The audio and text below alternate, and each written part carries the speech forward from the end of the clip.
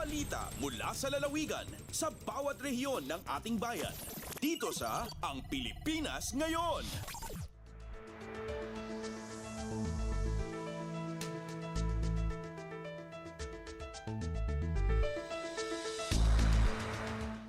Dumako na tayo sa ating regional news. Unahin natin ang mga balita mula sa rehiyon ng Luzon.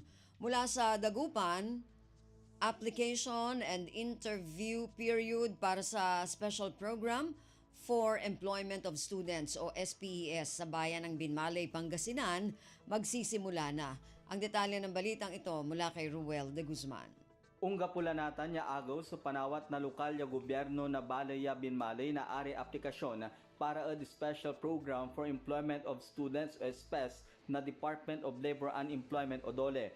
Unong udsay impaway ya impormasyon na LGU Binmalay, manlapo natan June 5 hanggang June 11, gawoon supan interview at sareman gabay ya makapila bilang benepisyaryo na abitlang programa. Saya at gawoon na manlapo alas 8 na kabusan hanggang alas 6 na labi jad Municipal Public Employment Services Office. Ni Pakarisaya, in panunot na LGU Binmalay at sare aplikante, yan ang pag-iran manawit na resume da tan Barangay Certificate of Residency. Ayang programa at lukas para at sare residente na Balaya Binmalay, yaman tao na 15 hanggang 30, high school, tech-voc graduate, college student o anggano out-of-school youth.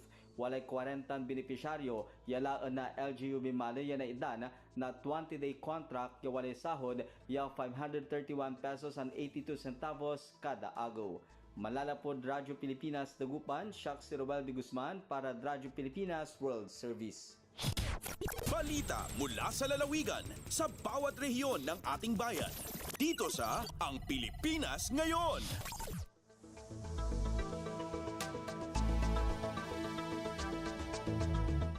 Maraming salamat, Ruel. Yan ang ulat mula sa Dagupan. Samantala, dumako naman tayo sa Bontoc, Cordillera Administrative Region o CAR, pangalawang rehiyon sa buong Pilipinas na may pinakamataas na bilang ng Public Utility Jeepney o PUJ at UV Express operators na bumuo ng kanilang kooperatiba o korporasyon ayon sa LTFRB Cordillera. Ang detalye ng balitang ito mula kay Donna Cawis Balio.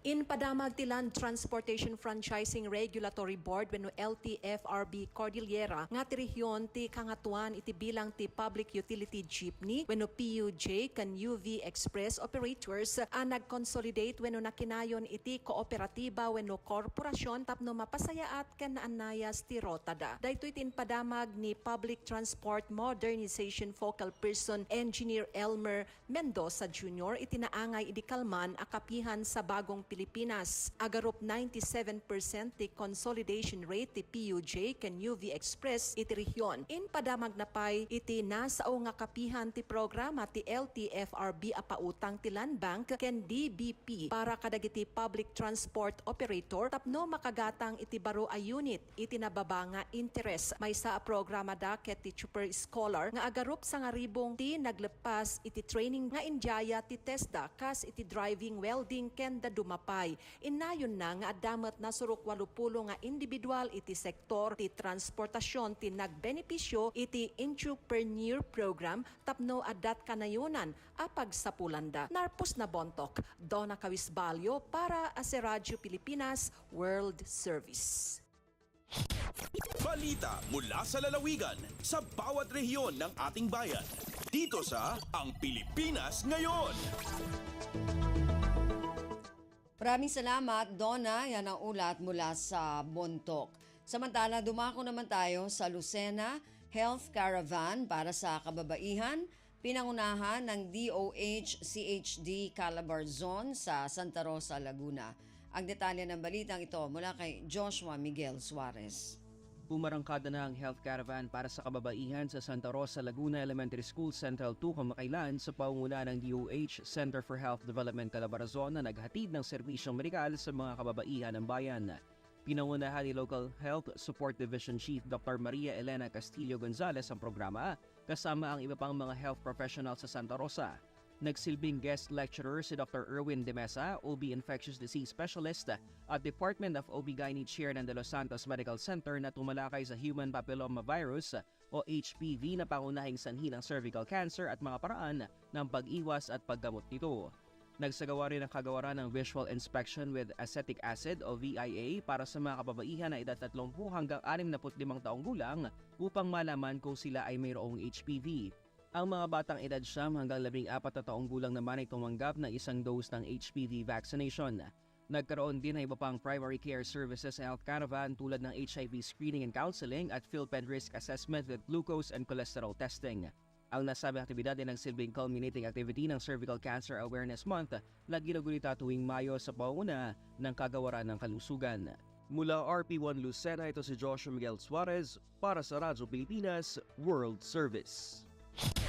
Balita mula sa lalawigan sa bawat rehiyon ng ating bayan. Dito sa Ang Pilipinas Ngayon.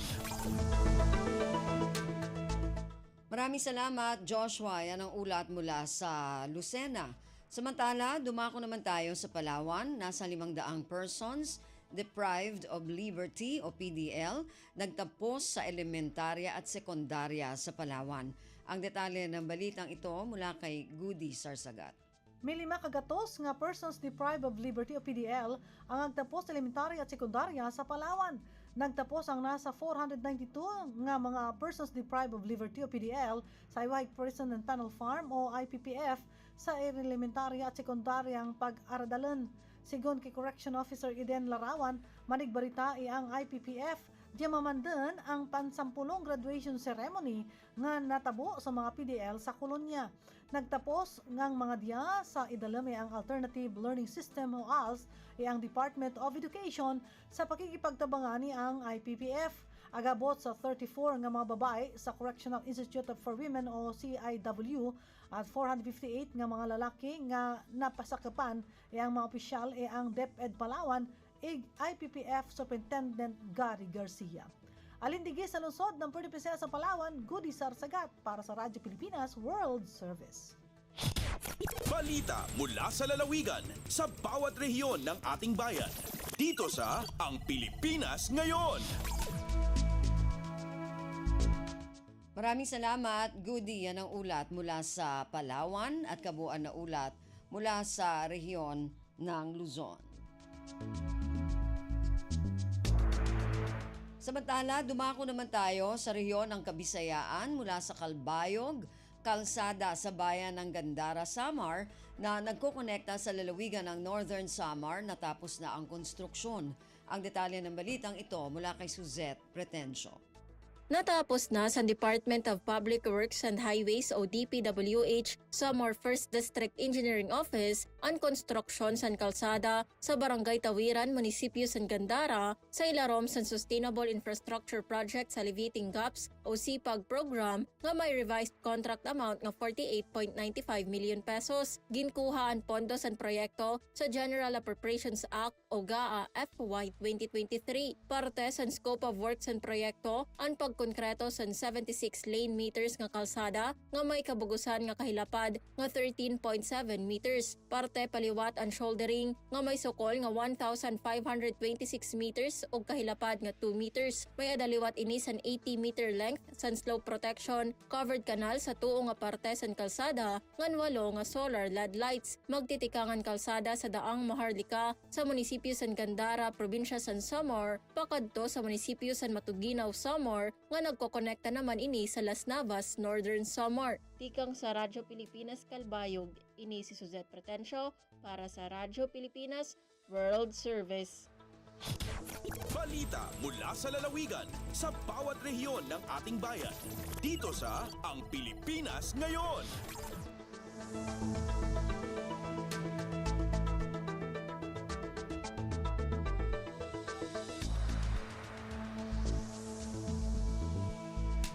Maraming salamat, Suzette. Yan ang ulat mula sa Calbayog at kabuuan na ulat mula sa rehiyon ng Kabisayaan. Samantala, dumako naman tayo sa rehiyon ng Mindanao mula sa Tandag. Kauna-unahang vlog contest kasabay sa selebrasyon ng Araw ng Surigao del Sur, itatampok ng pamahalaang panlalawigan. Ang detalye ng balitang ito mula kay Raymond Aplaya.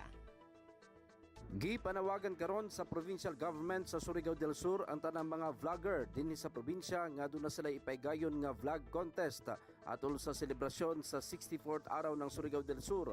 Gipaisugdan kini nga pa-contest ni Governor Alexander Pimentel nga mao'y pinakaunang vlog contest subay sa kasaysayan sa mong kasalugan. Pagkatawagon kini nga Gov Ayeka Vlog Contest. Tumong ni ini aron nga ma-promote ang turismo ning probinsya ingon man ang kaanyag sa kultura sa mga taga Surigao del Sur. Subay ni ini, giabisoan na lang kadto mga interesado nga bisitahon ang Facebook page sa provincial government nga mao ang Gov Ayeka Pimentel FB page alang sa pagparehistro. Nasa Iran nga dunay gitagana nga dakong gante ang probinsyal nga pagamhanan alang sa mga mananaog sa maong vlog contest. Gikan sa Radyo Pilipinas Tandag, kini si Raymond Aplaya alang sa Radyo Pilipinas World Service. Balita mula sa lalawigan sa bawat rehiyon ng ating bayan. Dito sa Ang Pilipinas Ngayon. Maraming salamat Raymond, yan ang ulat mula sa Tandag. Samantala, dumako naman tayo sa Holo. Sulu Mainland Water District nagpaalala sa mga water concessionaire na magtipid sa pagkonsumo ng tubig. Ang detalye ng balitang ito mula kay Fatma Gino.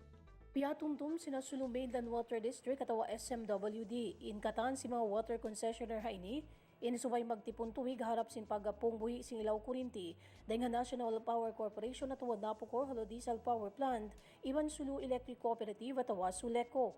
Inini pagkakalagihan in supply sin ilaw kurinti, hasupaya mabuhi in makina sin SMWD, hasupaya kaparakan ng tuwig in mga member consumer papamaybay nila. Bang tumtumon sin pilay adlaw na dahil sin pongbuhi in pag-ilaw-ilaw dahil sin kakangian. Dua makina in Agreco, amin power provider sin NPC, iban hambuk dayhat sumakina sin Napocor, amin na hinangpal sa papanhangkan kimangi day sabing pagtuwig-tuwig si mga raaya tahulo, iban hakibanan papang daigluwal amin pagsuplayan tuwig sin SMWD. Samantara, timaasa nagbalik in water level sina dua punan tuwig sin SMWD, biyan na sina Kiram Spring, iban Ganda Suli Watershed, pagkadaran na pag-ulanon in Lupasug, mapuwa sin mahaba timpo sina Panuka. Dahil nga RP Holo, ini Fatma Diligino para Radyo Pilipinas World Service. Balita mula sa lalawigan sa bawat rehiyon ng ating bayan. Dito sa Ang Pilipinas Ngayon.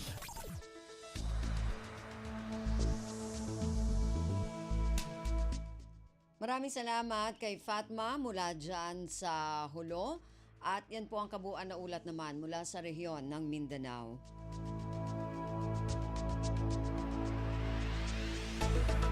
Narinig po ninyo ating regional news para sa araw na ito. Kalipunan ng mga balita mula sa iba't ibang rehiyon at lalawigan dito sa Pilipinas.